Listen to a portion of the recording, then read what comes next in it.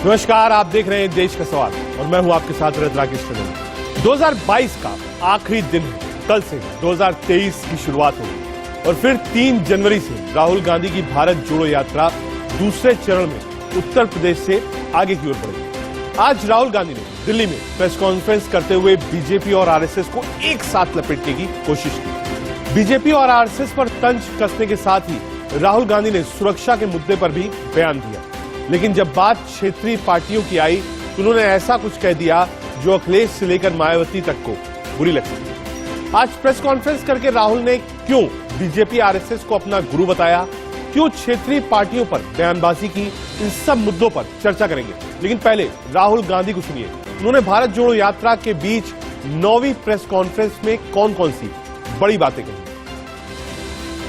और खासतौर से जो हमारे ऊपर आक्रमण करते हैं, मेरे जो आरएसएस के बीजेपी के मित्र हैं, उनको भी मैं धन्यवाद करना चाहता हूं, क्योंकि एक्चुअली हो क्या रहा है, जितना वो आक्रमण करते हैं उतनी हमको अपनी पोजीशन इंप्रूव करने का मौका मिलता है।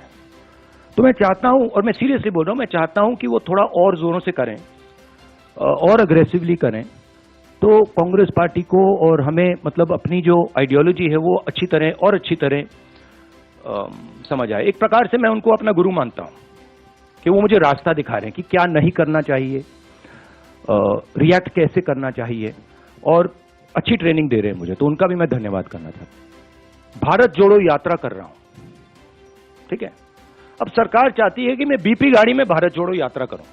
कहते हैं आपका प्रोटोकॉल है कि आप हमें तंग मत करो, आप बुलेट प्रूफ गाड़ी में बैठ के कन्याकुमारी से कश्मीर तक चलो। अब ये मेरे लिए तो एक्सेप्टेबल नहीं है। अब यात्रा में आप मुझे समझाइए, भारत जोड़ो यात्रा में मैं बीपी गाड़ी में कैसे बैठूं? अच्छा, जब उनके नेता,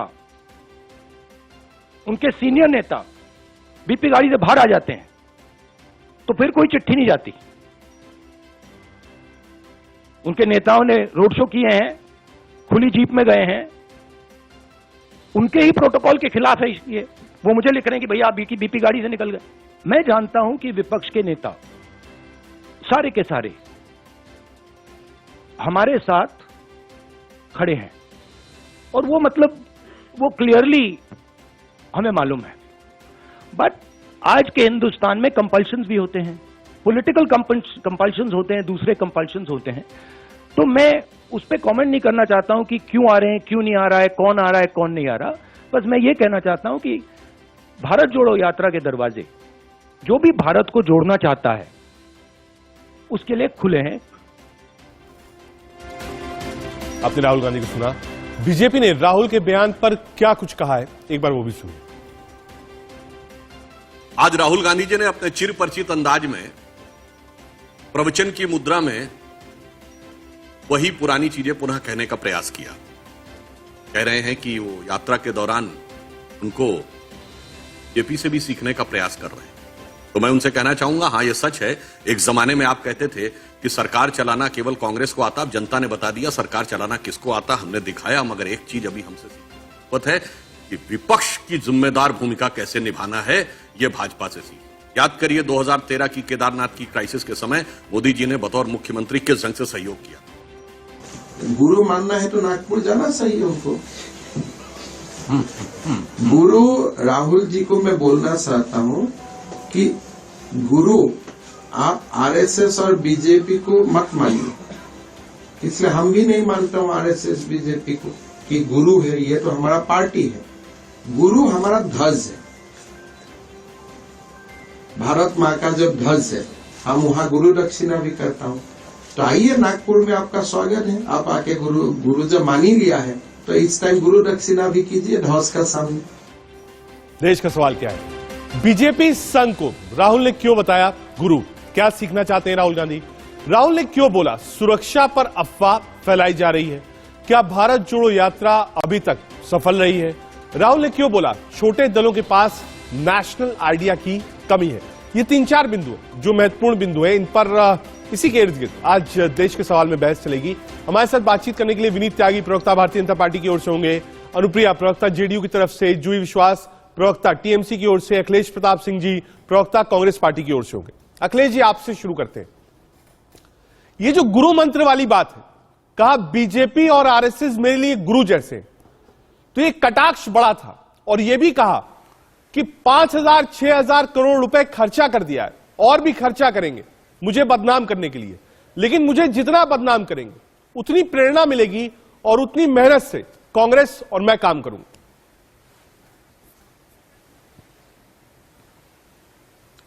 हाँ, तो इसमें आप जानना क्या चाहते हैं? जो बीजेपी आरएसएस है वो सिर्फ निगेटिविटी की ही तो राजनीति करती है। कट्टर हिंसक और देश समाज को बांटने वाली विचारधारा को प्रसारित करके उसी के आधार पे, जैसे ईस्ट इंडिया कंपनी पार्ट 1 थी, उसी तरह ये ईस्ट इंडिया कंपनी पार्ट 2 है, बांटो और राज करो। तो एक तरह से उन्होंने कहा कि किस तरह से ये नफरत, जो गुनाहों के गुरु हैं ये लोग, ये अपने स्थिर परिचित नफरती अंदाज से, हिंसक, कट्टर और कटुता वाले बातों से ये बार बार ये आगाह करते रहते हैं कि ये हमें नहीं करना है। तो ये तो लोग जो भी समाज में है वो देखते हैं कि जो ये लोग कर रहे हैं वो समाज को नुकसान पहुंचा रहे हैं, और फिर आदमी अलर्ट होता है कि ये काम तो कतई नहीं करना है। तो इससे तो हमले करते रही है बीजेपी, इतने पैसे खर्च करती रही है, ये फैक्ट है।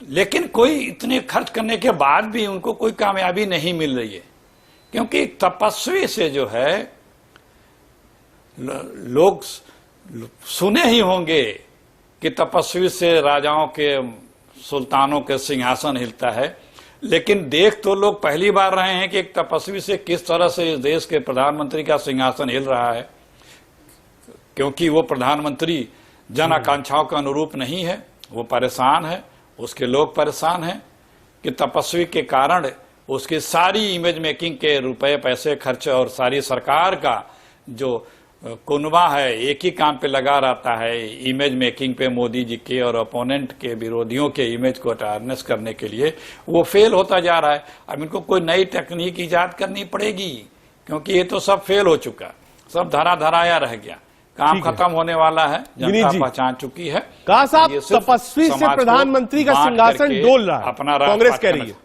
विनीत त्यागी जी। रजत जी, ये पूरा देश जानता है, इस देश की जनता जानती है कि कौन तो यहाँ तपस्वी है और कौन सुल्तान है। और ये देश ने 2014 में निर्णय भी दिया था कि किस तरह से जो सुल्तान है उनके सिंहासन को बदलकर एक तपस्वी को वहां बिठाने का काम इस देश ने 2014 में किया था, और ज्यादा प्रचंड रूप से 2019 में पुनः किया था, और 2024 में भी पहले से ज्यादा प्रचंड बहुमत के साथ यही तपस्वी पुनः भारत का प्रधानमंत्री बनेंगे। जहां तक अखिलेश जी ने बात की है कि, और कांग्रेस बात कर रही है कि नफरत के बाजार में ये प्यार बांटने जा रहे हैं, हमने देखा है कि किस तरह के लोग इनके साथ इस भारत जोड़ो और भारत तोड़ो जिसे हम कहते हैं उस यात्रा में रहे हैं। आपने जॉर्ज पोनिया को देखा, किस तरह से वो भारत माता का अपमान करते हैं। वो कहते हैं हम जूते इसलिए पहनते हैं कि भारत माता से कहीं हमारे पैर ना गंदे हो जाएं। किस तरह से वो हिंदू विरोधी अपना स्टैंड हमेशा से रखते हुए आए हैं, सब ये जानते हैं। उसके बावजूद राहुल गांधी जी ने उनको अपनी यात्रा में शामिल किया, उनसे बैठ के गुरु ज्ञान उन्होंने लिया, वो असलियत में उनके गुरु हैं। हमने देखा कि किस तरह से बीच रोड पर बांटने वाला जो व्यक्ति था वो भारत जोड़ो यात्रा का हिस्सा बना। तो ये चरित्र देश पहचानता है, राहुल गांधी जी का भी और कांग्रेस का भी, और इनकी बाकी बातों से कोई फर्क नहीं पड़ता। हालांकि आज जो राहुल जी कह रहे हैं कि संघ और भाजपा इनका गुरु है और इनसे ये सीख रहे हैं, हमसे सीख रहे हैं, तो मैं बधाई दूंगा राहुल जी को कि कांग्रेस पार्टी ने और इनकी माताजी ने इतना पैसा, करोड़ों रुपया इनके ऊपर अलग अलग एजेंसियों से इन्हें सिखाने के लिए खर्च किया है। तो अंततः ये किसी से तो कुछ सीख रहे हैं, ये अच्छा ही है, कांग्रेस पार्टी के लिए अच्छा है, राहुल जी के लिए अच्छा है। बाकी मैं कांग्रेस के लिए सिर्फ ये कहूंगा कि उनके पास ना तो नेता है, ना नीति है और ना नीयत है। हमारे पास नेता भी है, नीति भी है और नीयत भी है। जनता इसको जानती है। पता नहीं अखिलेश जी किस बात को कर रहे हैं कि जनता पहचान गई है इसलिए ये सब हो रहा है। हम देख रहे हैं इस 2022 में 7 प्रदेशों के चुनाव हुए, हमने उनके नतीजों को देखा, किस तरह से कांग्रेस को पूर्णतः नकार देने का काम भारत की जनता ने किया, ये हमने देखा है। उसके बाद भी ये किसी अलग दुनिया में कुछ और सोचते हुए रहना चाहते हैं। तो वो अखिलेश जी आ रहा हूं आपके पास, जरा एक बार जो रीजनल पार्टीज पर कमेंट है, तो 2 रीजनल पार्टीज भी है, टीएमसी और जेडीयू हमारे साथ। आ रहा हूं अखिलेश जी, एक मिनट। जूही विश्वास जी, जूही जी 2 चीजें, राहुल गांधी ने कहा कि जो क्षेत्रीय छत्रव है, रीजनल पार्टीज है, उनके अपने पॉलिटिकल कंपल्सन्स होते हैं, लेकिन वो हमारे साथ हैं, वो भी भारत जोड़ना चाहते हैं। लेकिन दूसरी चीज उन्होंने ऐड करी कि जो आइडिया ऑफ इंडिया है या जो राष्ट्रीय पार्टी उनका समझाने का मतलब था, और उन्होंने अखिलेश यादव के संदर्भ में ये बात कही थी। उन्होंने कहा कि साहब केरल में आप चले जाइए, तमिलनाडु में चले जाइए, वहां अखिलेश यादव का फॉर्मूला नहीं है। और उसी में एड ऑन कमलनाथ ने कहा कि 24 के लिए विपक्ष के उम्मीदवार प्रधानमंत्री पद के राहुल गांधी होंगे। टीएमसी को मंजूर है? जी, मैं पहले आपको कहना चाहूंगी कि देखिए 2024 के जो इलेक्शन होगा, ये कोई प्राइम मिनिस्टर कैंडिडेट के लिए ये एक चुनाव नहीं है। ये चुनाव है देश के जनता वर्सेस ये जो बीजेपी के जो नीति है, इनके विरोध में ये चुनाव लड़ा जाएगा। दूसरी बात है, ये कांग्रेस की राहुल गांधी की जो दावा है, ये बोल रहा है कि हम रीजनल पार्टी को कोई एक्सपीरियंस नहीं है क्या देश चलाने का। तो ये एक मेरे ख्याल से एक कांग्रेस पार्टी एक डूबता हुआ जहाज है। आज आप देखेंगे तो बंगाल में 2021 के जो असेंबली इलेक्शन हुआ था, इसमें कांग्रेस को 0 सीट मिले हैं, और 0 सीट वाले पार्टी किसको न्योता दे रहे हैं 12 चुनाव में, जो इसको 221 सीट मिले हैं। तो आज कांग्रेस का सच में ऐसे क्राइसिस है। देखिए आज नेतृत्व का कमी नजर आते हैं। कपिल सिब्बल जैसे जो बुजुर्ग लोग हैं, आज गुलाम नबी आजाद जैसे बुजुर्ग लोग हैं, पार्टी छोड़ के जा रहे हैं। आज ऑपोजिशन का फेस कौन बनेगा, चेहरा कौन बनेगा, ये मेरे ख्याल से समय पूर्व अटकले ये अभी है, ये नहीं करना चाहिए। कमलनाथ जी अपने एक्सपीरियंस उनको मध्य प्रदेश तक है, मेरे ख्याल से पूरे देश के जितने रीजनल पार्टीज हैं, ये बहुत बड़ा रोल प्ले करने वाले हैं 2024 के इलेक्शन में। ठीक है। हमारे लीडर ममता बनर्जी उन्होंने बोले हैं सारे रीजनल पार्टीज को आगे आके जो बीजेपी, मतलब आपने साफ कह दिया कांग्रेस डूबता हुआ जहाज है। और एक साथ एक मिनट जुड़ जाओ, एक बार अनुप्रिया जी को भी जोड़ लो। उसमें हम लोग यूनाइटेड करके अपोजिशन को एक साथ लड़ना चाहिए। ठीक है, ठीक है, लड़ना चाहिए, लेकिन चेहरा आप राहुल गांधी को मानने को तैयार नहीं। अनुप्रिया जी के पास, अनुप्रिया जी हमने नीतीश कुमार जी को भी सुना, उन्होंने कहा कि अभी फैसला नहीं हुआ है। हालांकि वो मना कर रहे हैं कि मैं उम्मीदवार नहीं हूं, लेकिन ये बात कहते हैं समय समय पर कि अगर मौका लगेगा तो विपक्ष को एक करेंगे। तो क्या जेडीयू को मंजूर है राहुल गांधी का चेहरा, कांग्रेस का नेतृत्व?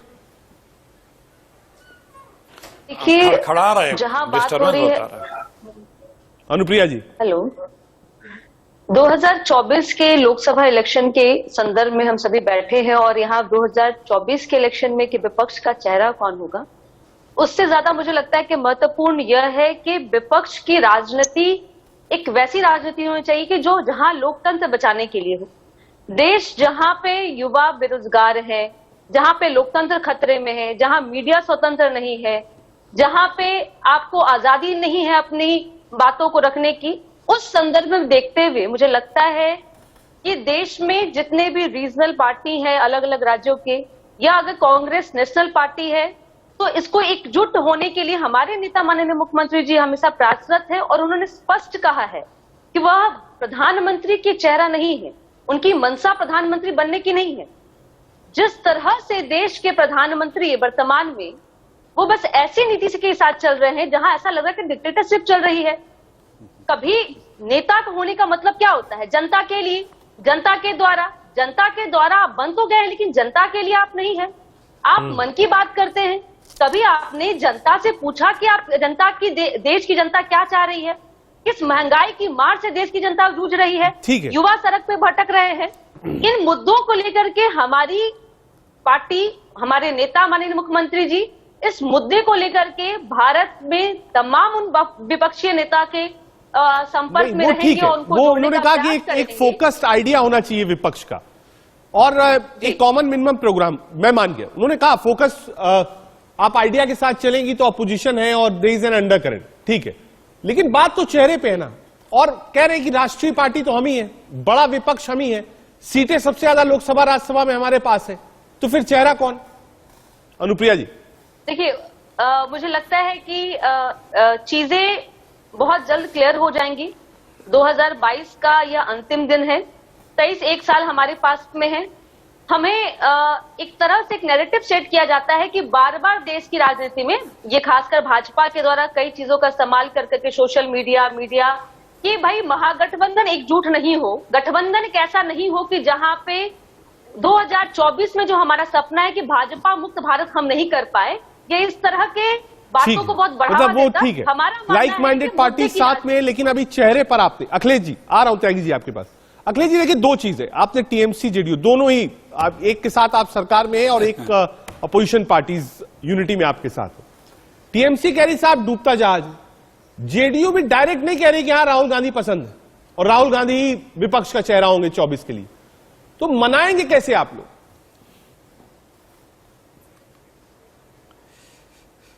टंडन जी देखिए, अभी मैं भाजपा के प्रवक्ता को सुन रहा था, इतने ताकतवर प्रधानमंत्री जी हमारे हैं और इतने काबिल और इतने योग्य हैं कि एक पत्रकार से नहीं बात कर पाते हैं, प्रेस कॉन्फ्रेंस नहीं कर पाते हैं। क्यों? क्योंकि आत्मबल नहीं है। हर चीज पे झूठ का इवेंट मैनेज करके आपकी एक स्ट्रेटेजी यही है कि झूठ के इवेंट की स्ट्रेटेजी, इससे आप में आत्मबल नहीं आ सकता।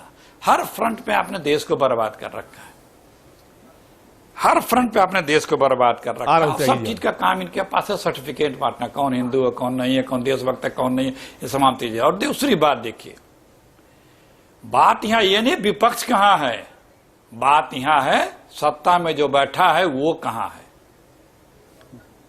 उस पे बड़ी सफाई से आप लोग विपक्ष पे आते हैं बहस करने। खराज पे या परीक्षा में कांग्रेस को रखिएगा अपना 5 साल के कार्यकाल को लेके उतरना है बीजेपी को। रुकिए एक सेकंड, एक मिनट अखिलेश जी स्क्रीन पर परीक्षा में उतरना है मोदी जी को। एक सेकंड नोट साथ ही संगी बीजेपी और कांग्रेस को रखिएगा स्क्रीन पर। हाँ, मोदी जी के 2024 में परीक्षा मोदी जी को उतर के आके देना है अपनी सरकार का, अपनी सरकार बनाए रखने के लिए। क्या मोदी जी आज उस लायक हैं? बहस तो ये है, नहीं है, क्योंकि इनके सारे साथी संगी सब साथ छोड़ चुके हैं। पूरा हिंदुस्तान एक तरफ है और बीजेपी एक तरफ है। अगर ममता बनर्जी या किसी का आप जिक्र करें तो वो बीजेपी के साथ नहीं न है, ये तो तय है ना। तो मोदी जी अकेले हैं, पूरा हिंदुस्तान कांग्रेस के साथ या जो अपने आप को अभी न मानते हो वो भी मोदी जी के विरुद्ध तो है ना। तो लड़ाई तो इस बात की है, बहस इस बात पे होनी चाहिए। लेकिन जो डिस्कोर्स बदला है प्रश्न विपक्ष से, बहस विपक्ष की यूनिटी पे, बहस विपक्ष के चेहरे पे। अरे मोदी जी आपका चेहरा है, आप किस लायक हैं? आपने, आपके सारे साथी जा चुके, आप अभी अगले साल चुनाव होने वाले हैं, आप सारे के सारे राज्य हारेंगे।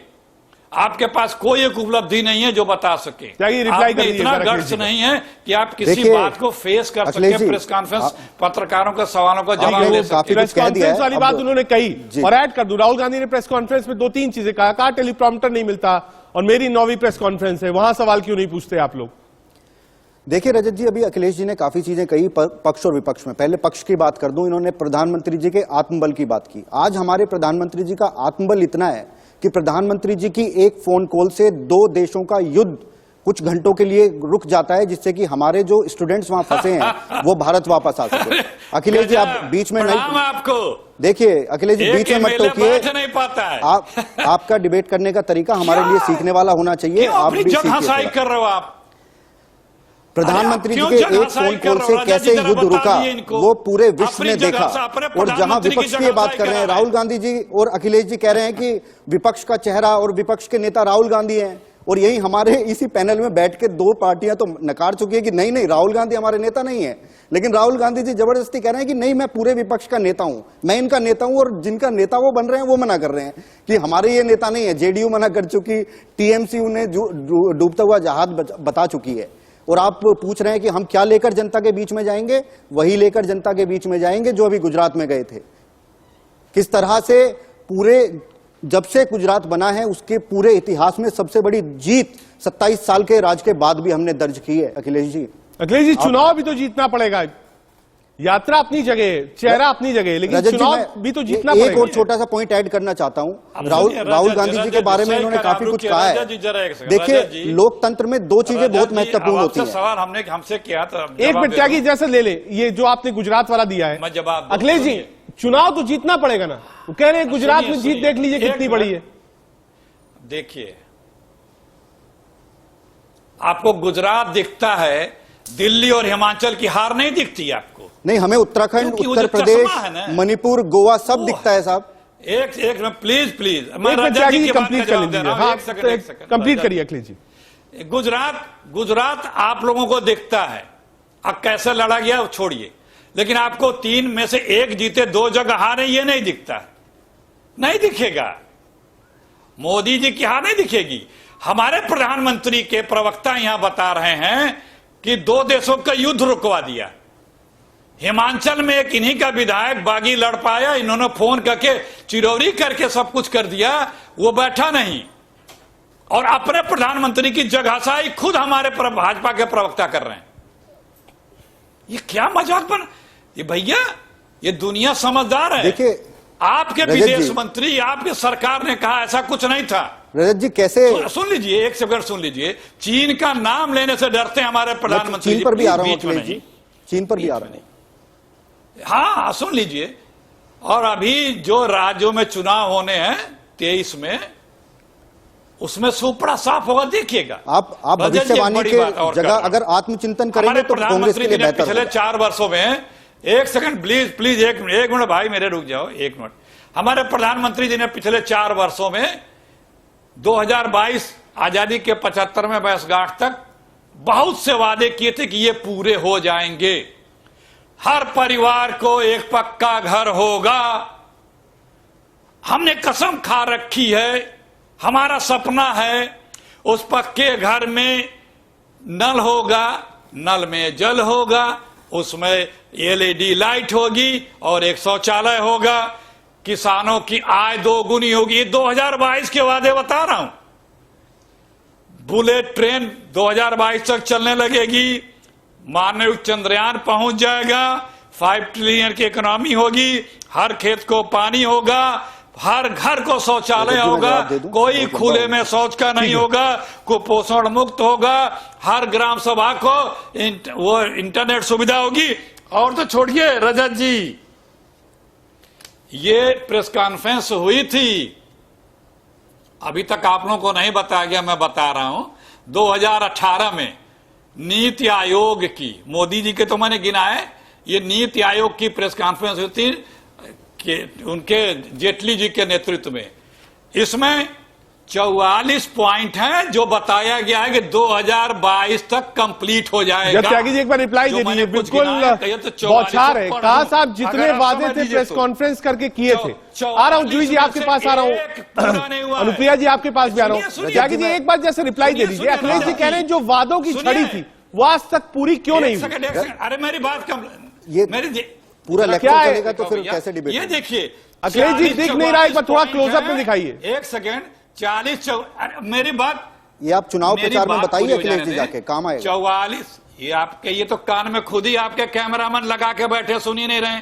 तो आप इतनी देर से बोले जा रहे हैं, जवाब तो लीजिए ना। सवाल ही सवाल करेंगे, फिर कहेंगे जवाब नहीं आता है। ये बाकायदे 1 पॉइंट इसका कंप्लीट नहीं हुआ है। ठीक है, मैंने आपको त्यागी जी एक बार रिप्लाई दे दीजिए। अखिलेश जी कांग्रेस का आरोप है कि जो वादे आपने किए थे वो वादे जनता से जो किए थे वो वादे पूरे नहीं हुए। अखिलेश जी एक बार रिप्लाई ले लीजिए त्यागी जी से। ये प्रेस कॉन्फ्रेंस क्या है? अखिलेश जी अगर रिप्लाई दीजिए। कॉन्फ्रेंस क्या? अरे अखिलेश जी और भी लोग हैं, ये देखिए, देख लिया सर, देख लिया, एक बार रिप्लाई लेने दीजिए। त्यागी जी रिप्लाई करिए, मुझे जाना है देखिए जूही जी के पास और अनुप्रिया जी के पास। अखिलेश जी ने काफी सवाल उठाए हैं, उनमें से सबसे पहले मैं चीन का जवाब देना चाहता हूं। इन्होंने चीन के ऊपर काफी चीजें कही, तो आज जनता को मैं चीन के बारे में कुछ बताना चाहता हूं। इनके जो जिन्हें ये नेता बता रहे हैं अपने राहुल गांधी जी, 2008 में चीन के जो आज के वर्तमान प्रेसिडेंट हैं उनके साथ एक एमओयू साइन करके आए थे, जिसको सार्वजनिक नहीं करते ये कि उसका क्या कंटेंट था। डोकलाम में जब चाइना और भारत की सेना आमने सामने थी, उस वक्त ये चीन के अखिलेश जी ये तो कोई बात नहीं हुई। उस वक्त ये चीन के टेंट में पाए गए थे। जब पूछा गया तो मना किया, जब फोटो पब्लिक हो गया तब कहा कि हाँ कुछ जानकारियां लेने गए थे। जब भारत और चीन का युद्ध चल रहा है उस वक्त ये दूसरे देश के पक्ष में पाए जाते हैं।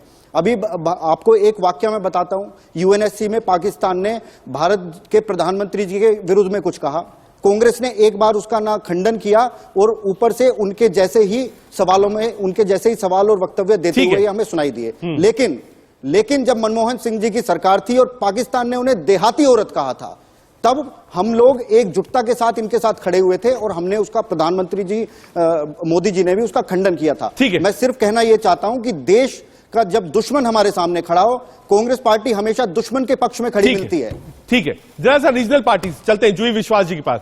जूही जी, क्योंकि 24 के अखिलेश जी 30 सेकंड में आ रहा हूं, एक बार जोड़ लें दीजिए, एक सवाल हुआ है सिर्फ, 30 सेकंड दीजिए। जूही जी, इसमें 2 फैक्टर्स हैं, आपको समझना पड़ेगा। कई ऐसे इश्यूज होते हैं जिस पर टीएमसी और कांग्रेस सदन और सदन के बाहर साथ रहती है। यह बात कहना गलत नहीं होगा कि राष्ट्रीय विपक्षी पार्टी है और बड़ी पार्टी कांग्रेस में, यह भी गलत नहीं होगा कहना। तो आज जब कांग्रेस पुश कर रही है राहुल गांधी को, तो क्या दीदी को ऐतराज है? क्योंकि कई हमने ऐसे इंस्टेंसेस देखे जहां दीदी ने विरोध दर्ज किया है राहुल गांधी के खिलाफ। मैं आपको कहना चाहूंगी, देखिए हमें कांग्रेस से कोई प्रॉब्लम नहीं था। गुजरात में हम लोग अलायंस करने के लिए बोले थे, ये कांग्रेस ने मना किया था। आज बंगाल में 2021 में जब चुनाव हुआ था, कांग्रेस का क्या वहां पर क्या उनका ये क्या रहा, स्टैंड क्या रहा? उन्होंने सीपीआई के साथ गठबंधन किया और देश के एकमात्र मुख्यमंत्री, महिला मुख्यमंत्री, उनके जो स्टेट का सेक्रेटरी, स्टेट का प्रेसिडेंट है अधीर रंजन चौधरी, उन्होंने क्या बोला था? ममता दी को कुएं का मेंढक बताया था। आज पुलिस को बोल रहा है बॉम्ब मारो, कांग्रेस को बोल रहा है आर्मी के ऊपर भरोसा नहीं है, इंडियन आर्मी का ऊपर। तो कौन सा कांग्रेस पार्टी हम लोग चुनेंगे? क्या एक्सपेक्ट करेंगे इस कांग्रेस पार्टी से आगे? देश के जनता को एक्सपेक्टेशन है, एक पुरानी जमाने के एक पार्टी है जो स्वाधीनता, देश के स्वाधीनता में हिस्सा लिया। आज उस पार्टी का क्या हालत है? आज सारे बुजुर्ग नेता छोड़ के जा रहे हैं। आज गुजरात में ये लोग फाइट क्यों नहीं कर पाए बीजेपी के अगेंस्ट? क्यों आज इतने बुरे तरीके से गुजरात में हारना पड़ा कांग्रेस को? तो इनको आपने खुद के गिरवार में पहले झांक के देखना चाहिए, क्या इनकी क्या गलती है। सिर्फ यात्रा करने से कोई इलेक्शन नहीं जीतता है। इनको यात्रा के सिवा भी इलेक्शन के चुनाव के लिए जो स्टैंड लेना पड़ता है, रीजनल पार्टी के साथ एकजुट होकर काम करने का, वो लोग नहीं ले रहे। आज भी यहाँ पर गाली गलौज करते हैं ममता दी को बैठ के। कांग्रेस स्टेट में, वेस्ट बंगाल में कांग्रेस का क्या स्टैंड है? सारे विपक्षी पार्टी एक साथ है और तृणमूल अकेले लड़ते हैं। आज तो कौन सा क्या अखिलेश जी, देखिए दिक्कत यही हो जाती है जब आप स्टेट बाय स्टेट चलते हैं। ठीक है जी, मैं सेंटर में बोलेंगे एकजुट होकर लड़ना है, ये हिपोक्रेसी कांग्रेस दिखाएगा। ठीक है Akhilesh ji, state by state देखिए प्रॉब्लम है। जब आप केरल गए तो आप लेफ्ट से लड़ रहे थे, जब आप पश्चिम बंगाल आए तब लेफ्ट आपके साथ था।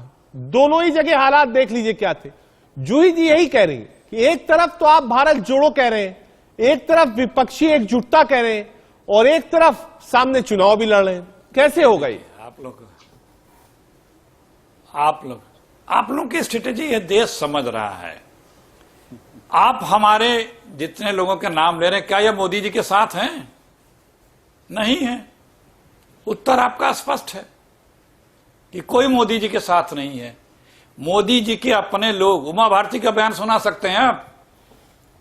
उमा भारती जी का बयान आप क्या सुना सकते हैं जो बोल रहे हैं बीजेपी के और तमाम नेता और प्रदेशों में? बिहार का अभी एक उपाध्यक्ष इस्तीफा दिए हैं, कर्नाटक के बीजेपी के नेताओं का, वहां रेड्डी बद्दू बाहर चले गए, इनके सारे अलायंस पार्टनर बाहर चले गए। इस पे नहीं आप बहस कर सकते, इस पे कोई बात नहीं होगी। हमारे सारे लोग रीजनल पार्टियां हैं, उनके चाहे ममता दीदी हो, उन सब की अपने अपने क्षेत्र में अपना अपना एक विचार है। लेकिन नेशनल लेवल पे हर कोई मोदी जी या देश के हित के लिए मोदी जी को हटाने के पक्ष में है।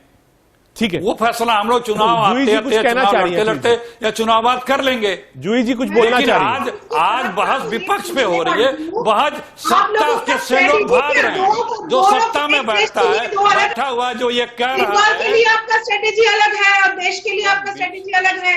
बंगाल में आप टीएमसी को, यहाँ पर आप टीएमसी के खिलाफ लड़ेंगे, सीपीआई के साथ गठबंधन करेंगे और नेशनल में हम लोग बोलेंगे कि हम टीएमसी के साथ एक साथ चाहते हैं, एकजुट होकर ऑपोजिशन बनाने चाहते हैं। तो ये कौन सा स्ट्रेटेजी है? स्ट्रेटेजी तो एक ही होना पड़ेगा। वो स्ट्रेटेजी कांग्रेस का रह रहा है, तो इसमें क्या सोचेगा देश के लोग? आप लोग बंगाल में हमारे खिलाफ इलेक्शन लड़ रहे हैं और बिना कारण के आप यहाँ पर पुलिस को गाली गलौज कर रहे हैं, हमारे मुख्यमंत्री को आप गाली गलौज करेंगे और वहां पर बोलेंगे कि हम नेशनल में हम जोड़ चाहते, गठबंधन चाहते हैं एक साथ। ये कौन सा स्ट्रेटेजी है? अखिलेश जी 30 सेकंड में रिप्लाई दीजिएगा, एक बार अनुप्रिया जी के पास जाना है। अखिलेश जी 30 सेकंड में रिप्लाई। कहा वहां पर आप अपशब्द का इस्तेमाल करेंगे, वहां आप चुनाव लड़ेंगे और कहेंगे कि जब दिल्ली की बारी आए, राष्ट्रीय लेवल की बारी आए तो आप समर्थन दे दीजिए। कहा ये दो स्ट्रेटजी नहीं चलेगी। टीएमसी। अनुप्रिया जी आ रहा हूं, छोटा सा जवाब अखिलेश जी का। भाई आज जिस हमारी बहन को आपने हमारी बातें सुनाई, अब इनका कितना स्टेक है अपने पार्टी की पॉलिसी डिसीजंस में, ये सब बड़ी बातें हैं और ये बड़े लोग तय करते हैं। हम और हमारी बहन बैठ के नहीं तय कर लेते हैं। जब चुनाव आएगा, चुनाव परिणाम आएंगे, चुनाव लड़ना होगा, उस समय व्यापक इंटरेस्ट में सबको, जैसा कहा भी जा रहा है कि सबको फिर अपने अपने चीजों से एकजुट होने के लिए जो आवश्यकता होता है। ठीक है, समझ गए। आपने कहा जब चुनाव आएगा तब देखिए। आ रहा हूं, 1 मिनट में आ रहा हूं। जूजी 1 मिनट असल में ये है, आपका पार्टी का स्टैंड बताइए, आपका पार्टी का स्टैंड बताइए। हमारा स्टेक आपको पूछना नहीं, हमारा स्टेक हमारा पार्टी तैयार करते हैं। नहीं, वो भी अखिलेश जी राष्ट्रीय प्रवक्ता है, जूही विश्वास जी भी, वो कह रही साहब हमारा स्टेक और लाइन क्लियर है, कोई दिक्कत नहीं। 1 मिनट आ रहा हूं अनुप्रिया जी के पास। अनुप्रिया जी, एक एस्पिरेशन है नीतीश कुमार जी के अंदर, ये कहना कुछ गलत नहीं होगा। केसीआर साहब से मुलाकात और जिस तरीके से उन्होंने मुलाकात करी तो लोगों ने ये समझा राजनीतिक तौर पर कि वो भी 24 के एक दावेदार हो सकते हैं। बार बार ये बात कही जाने लगी कि अब तेजस्वी को मुख्यमंत्री बनाया जाएगा और नीतीश दिल्ली में रहकर लोकसभा चुनाव की तैयारी करेंगे, विपक्ष को एक करेंगे। तो जब विपक्ष को एक करेंगे, यहां तक बोलते हैं, तो चेहरा नहीं बनेंगे, ये कौन मान लेगा? तो हर रीजनल पार्टीज के सीनियर लीडर्स की पीएम एस्पिरेशन होती है, ये गलत नहीं है। राजनीति में आदमी आया है तो कुछ बनने के लिए आया, तो वो एस्पिरेशन कांग्रेस पार्टी के आगे कहां तक चल पाएगी और कांग्रेस कहां तक नीतीश बाबू को मानेगी? अनुप्रिया जी। देखिए, ये जो जितनी भी बात आपने सवालों को पूछा, मुझे लगता है कि ये सवाल किसके द्वारा पूछा जाता है, ये नैरेटिव किसके द्वारा बनाया जाता है? भारतीय जनता पार्टी के द्वारा, जो कुछ दिन पहले बिहार में हमारे साथ गठबंधन में थी और सत्ता से बाहर हुई है। तब से आप देखिए कि बिहार भाजपा के जो नेताओं में एक बौखलाहट है, और साथ ही साथ कि केंद्र में जितने भी भाजपा के नेता ये चाहती ही नहीं है कि जिस तरह से अभी हमारे डिबेट में भी मैंने जूही जी को मैं सुन रही थी, मुझे लगता है विपक्ष को एकजुट होने की जरूरत है। जब देश खतरे में हो और देश की लोकतंत्र खतरे में हो, तो हमें लगता है कि एकजुट होकर के देश बचाने की ओर चलनी चाहिए। और रहा कि हमारे जो प्रवक्ता विनीत जी अभी यहाँ पर कह रहे थे भाजपा के, कि भाई मोदी जी का यह प्रभुत्व या उनका पावर यह है कि दो विदेशी मतलब कि जो देश है वहां की लड़ाई को रोक देते हैं। मैं उनसे एक ही सवाल पूछना चाहूंगी कि आपने देश की जनता को क्या दिया और आपने 10 साल में क्या आपने दिया, और उस मुद्दे पे क्या आप चुनाव लड़ने के लिए हैं क्या? आपने कुछ नहीं दिया है। आपने सिर्फ किया क्या है? धर्म पे लोगों को लड़वाना, युवाओं को बेरोजगार करना। और जब समय नजदीक आ रहा है तो आपकी चिंता यह बढ़ रही है कि कैसे पूरे देश में विपक्ष एकजुट हो रहे हैं। और आपको जब आप यह नहीं तय कर पा रहे कि आपने देश की जनता को क्या दिया, और आप विदेश की बात करें कि विदेश में झगड़ा आप सुलझा दिए, तो ऐसा आप क्यों नहीं करते कि आप विदेश प्रधानमंत्री जी को विदेश मंत्री बना दीजिए, आप प्रधानमंत्री किसी को और को रहने दीजिए।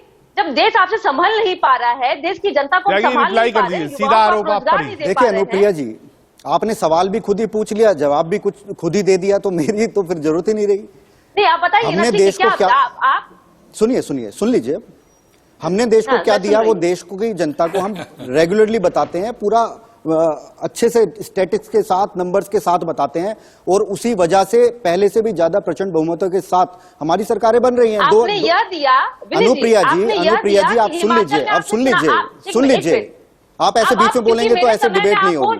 नहीं, ऐसे तो डिबेट नहीं हो सकती। नहीं, आप सवाल पूछा, पूरा जवाब देने दीजिए। ऐसे नहीं होगा, ऐसे नहीं चलेगा। नहीं अनुप्रिया जी, अब आपको बात पूरा सुननी है। चलिएगा, दिल्ली के एमसीडी पर भी बोलते चले जाइएगा, और जो उपचुनाव हुए कई राज्यों में उस पर भी बोलते चले जाइएगा। अगर प्रधानमंत्री जी का इतना ही काम उन्होंने किया देश में, इतना चमत्कार उनका था, उनकी मन की बातों का, ठीक है, मैं समझ गया अनुप्रिया। एक बार रिप्लाई सुन लीजिए अनुप्रिया जी। हो गया अनुप्रिया जी, अब सुन लेते हैं। त्यागी जी रिप्लाई दीजिए। देखिए, बोलिए। 2022 में 7 राज्यों के चुनाव हुए, पूरे साल का विश्लेषण करते हैं, आखिरी दिन बैठे हैं। उत्तर प्रदेश में पहले से प्रचंड बहुमत के साथ हम जीते, उत्तराखंड में कभी सरकारें रिपीट नहीं होती थी, हमने सरकार रिपीट की, पूरा उनका जो एक तंत्र माना जाता था उसे तोड़ दिया। गोवा मणिपुर में हम पहले से भी गोवा में जीते, मणिपुर में पहले से मजबूत सरकार हम लेके आए। गुजरात में 27 साल के एक कार्यकाल के बाद भी एंटी इनकम्बेंसी होने की जगह प्रो इनकम्बेंसी थी और 52% वोटों के साथ सबसे बड़ी हमने जीत दर्ज की। हिमाचल प्रदेश में हर 5 साल में सरकार बदलती है और सरकार बदलने का जो डिफरेंस रहता है वो 5-6% का रहता है। आज हिमाचल प्रदेश में हम हारे हैं, लेकिन उसका पूरे प्रदेश का 37-38 हजार वोटों का डिफरेंस है। तो आप दिल्ली की बात कर लीजिए, दिल्ली में पिछले जो एमसीडी चुनाव थे, 15 साल से हम थे, एंटी इनकम्बेंसी थी, 15 साल के बाद भी 3% हमारा वोट बढ़ा है। उसको अगर आप नकार रहे हैं, कांग्रेस कैसे समाप्त हो रही है? कांग्रेस का आप देखिए, दिल्ली का ये अखिलेश जी हमें उदाहरण दे रहे हैं, दिल्ली में वो कांग्रेस का प्रदर्शन नहीं देख रहे हैं कि कैसे उनका सर्वाधिक खराब प्रदर्शन उन्होंने दिल्ली एमसीडी में किया है, वो नहीं देख रहे हैं। कैसे गुजरात में अब तक की सबसे पूरी तरीके से नकार देना जिसे कहते हैं वो जनता ने इनके साथ किया है, उसको नहीं देख रहे हैं, आत्मचिंतन नहीं कर रहे हैं। और रजत जी, उसका पता है कारण क्या है? कारण भी मैं आपको बताना चाहता हूं बड़ी गंभीरता के साथ। देखिए, लोकतंत्र में 2 बड़ी चीजें हैं। क्या होता है कि आप चुनाव करते हैं, चुनाव में लोग अपने नेता को चुनते हैं, अपने रिप्रेजेंटेटिव को चुनते हैं। दूसरा संसद होती है, संसद में जो चुने हुए प्रतिनिधि हैं वो देश के लिए पॉलिसी बनाते हैं।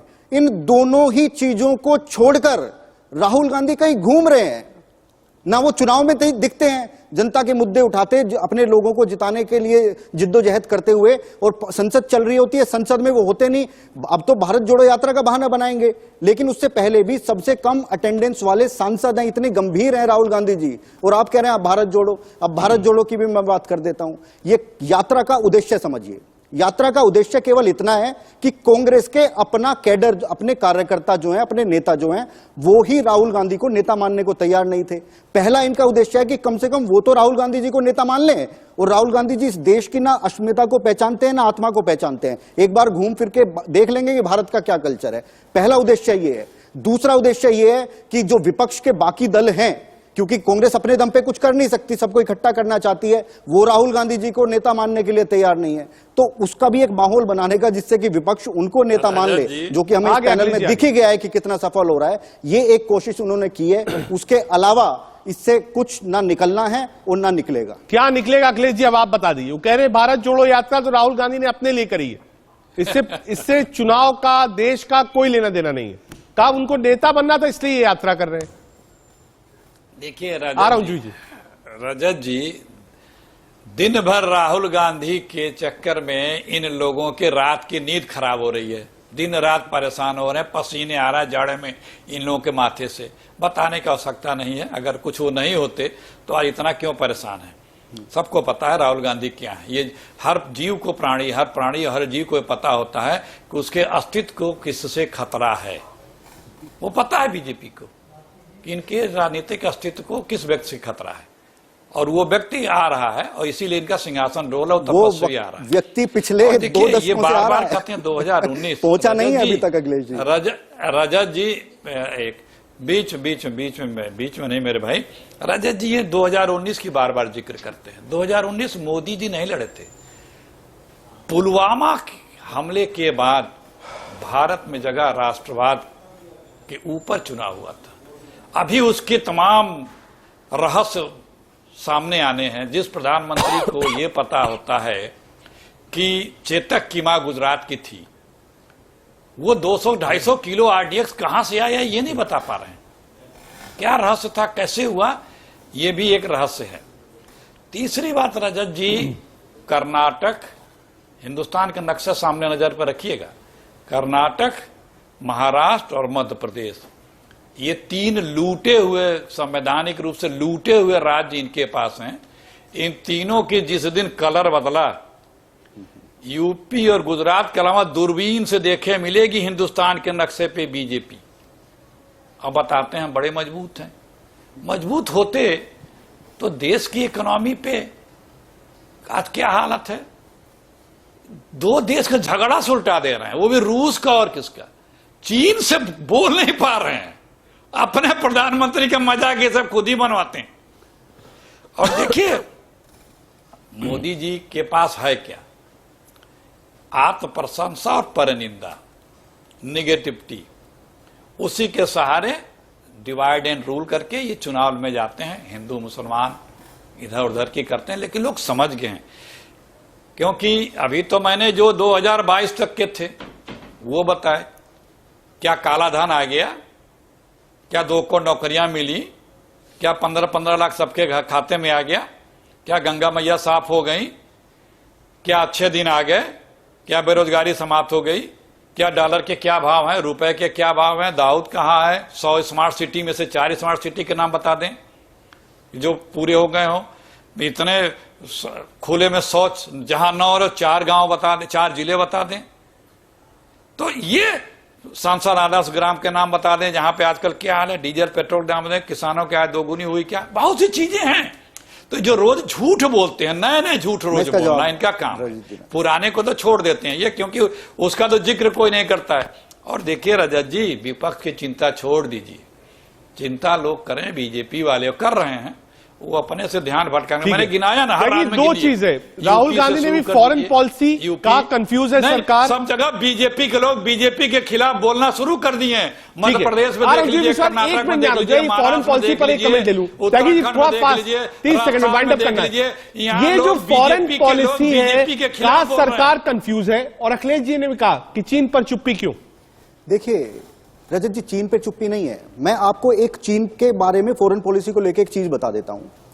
ए.के. एंटनी जी जो 2013 के तत्कालीन डिफेंस मिनिस्टर थे, उन्होंने पूरे पब्लिक के, पूरे देश के सामने एक बात सार्वजनिक की थी कि हमारी जो बॉर्डर को सुरक्षित रखने की पॉलिसी है वो है नो इंफ्रास्ट्रक्चर डेवलपमेंट पॉलिसी। सबके सामने बोला उन्होंने कि हम बॉर्डर पर इंफ्रास्ट्रक्चर डेवलप इसलिए नहीं करते जिससे कि चीन नाराज ना हो और हमें कुछ कहे ना।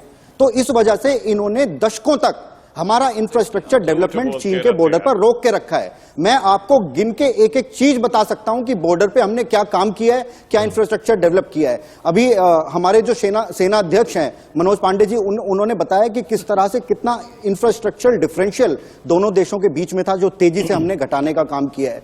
आज हम किस तरह से सेल्फ रिलायंस की तरफ बढ़ रहे हैं, ये भी सबने देखा है। अभी इकोनॉमी की बात इन्होंने की, मैं बताता हूं कि आज भारत पूरे विश्व की 5वीं सबसे बड़ी अर्थव्यवस्था बनी है। G20 जितनी कंट्रीज हैं, जो देश पूरे विश्व की 85% अर्थव्यवस्था ये G20 कंपनीज हैं, उनमें सबसे तेजी से बढ़ती हुई जो अर्थव्यवस्था है वो भारत की अर्थव्यवस्था ठीक है। लेकिन भाजपा के विरोध में, देश का विरोध करने से भी कांग्रेस कभी चूकती नहीं। ठीक है। अखिलेश जी 1 मिनट में आना, जूही जी एक बार कुछ कहना चाह रही, जूही ईश्वर जी। मैं आपसे 30 सेकंड में आ रहा हूं अखिलेश जी, 30 सेकंड में। अभी जो 2022 के जो इंटर सेशन था जो पार्लियामेंट में, उसमें सारे अपोजिशन वाले डिमांड किए थे कि हम लोग चाइना और इंडिया की जो पॉलिसी है बॉर्डर डिस्प्यूट, उसके बारे में बातचीत करने के लिए, लेकिन कोई भी अपोजिशन को बोलने का मौका नहीं दिया गया।